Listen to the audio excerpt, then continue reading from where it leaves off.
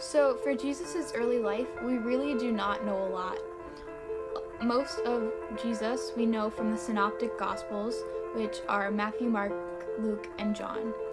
The two of these that have the infancy narratives, which talk about the birth and early life of Jesus, are Matthew and Luke. The birth of Jesus basically started at the Immaculate Conception, which was Mary's conception. God chose Mary to be the mother of the Messiah, which means anointed one, and describes the Savior. And he made her pure and without original sin so that she could be the mother to Jesus.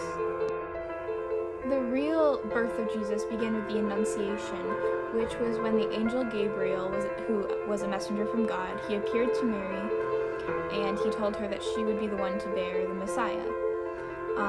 He also appeared to Joseph because they were unmarried at the time, but Mary was betrothed to him, and he told him to stay with her and be faithful.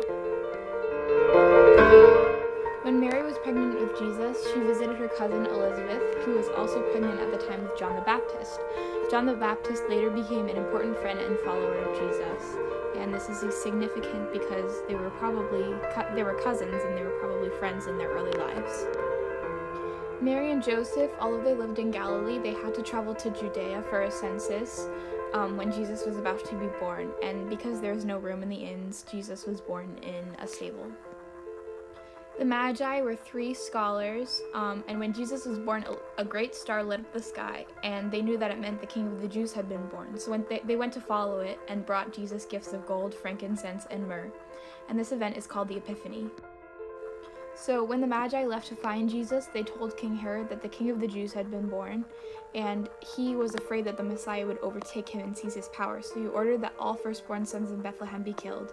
Luckily, Joseph had a dream where the Lord told him to go to Egypt, and they lived there until King Herod died.